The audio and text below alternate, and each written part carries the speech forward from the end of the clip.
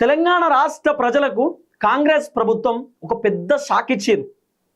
ఇక మీకు రైతు బంధు వస్తుందా రాదా చెప్పలేం, రుణమాఫీ ఇంకా అవుతుందా కాదా చెప్పలేం, 4000 రూపాయల పెన్షన్ వస్తుందా రాదా చెప్పలేం, 6 గ్యారెంటీలు అమలైతేయా కావా చెప్పలేం, 420 హామీలు అమలైతేయా కావా చెప్పలేం, మహిళలకు 2500 వస్తాయా రావా చెప్పలేం, బతుకమ్మ చీరలు ఇస్తారా ఇయ్యరా చెప్పలేం, మహిళలకు కళ్యాణ లక్ష్మి ఇస్తారా ఇయ్యరా చెప్పలేం, మహిళలకు తులం బంగారం వస్తాయా రావా చెప్పలేం.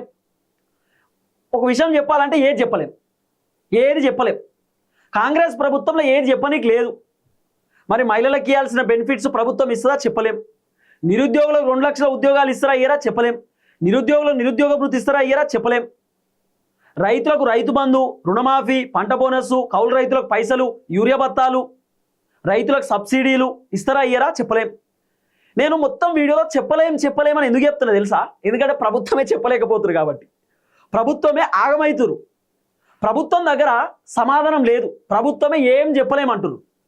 కాంగ్రెస్ పార్టీ ఎమ్మెల్యేలకు, not only Congress, BRS party ఎమ్మెల్యేలకు కూడా రాష్ట్ర ప్రభుత్వం తేల్చి చెప్పేస్తున్నారు, మా దగ్గర పైసలు లేవు, ఉన్న పథకాలే ఇవ్వలేకపోతున్నాం, కొత్తవి అడగొద్దు, నియోజకవర్గ డెవలప్మెంట్ కోసం పైసలు అడగొద్దు, మా తాన లేవు, ప్రభుత్వం ఓపెన్గా చెప్పేస్తున్నారు. కాబట్టి మీకు రావాల్సినటువంటి ఏదైతే 6 గ్యారెంటీలు ఉన్నాయో అవి వచ్చేటట్లు, 420 హామీలు వచ్చేటట్లు ఇవో మర్చిపోవాలి మనం. రైతు బంధు రేవంత్ రెడ్డి 2 ఎకరాలకే ఇచ్చిండు, 3 ఎకరాలకి ఇయ్యలే, 10 ఎకరాలకి ఇవ్వాలి కదా అని చెప్పి చాలా మంది అంటారు. మర్చిపోరి.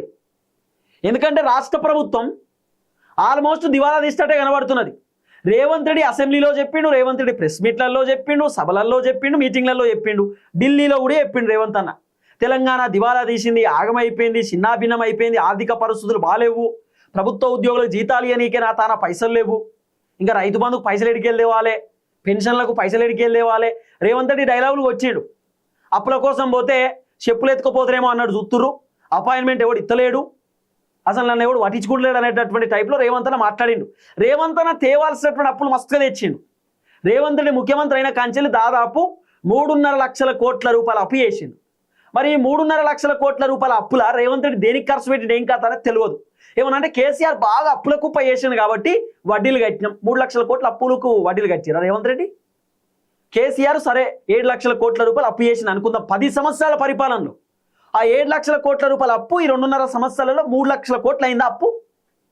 3.5 లక్షల కోట్ల రూపాయలు మొత్తం మన రేవంత్ రెడ్డి అప్పులు కట్టుకుంటూనే వచ్చిండా, వడ్డీలు కట్టుకుంటూనే వచ్చిండా? ఏందన్నట్టు రేవంత్ రెడ్డి దుబారా ఖర్చు మస్తు చేసిండు, 1-2 కాదు మస్తుగా చేసిండు, దుబారా ఖర్చు, పనికి మాల ఖర్చు చేసిండు.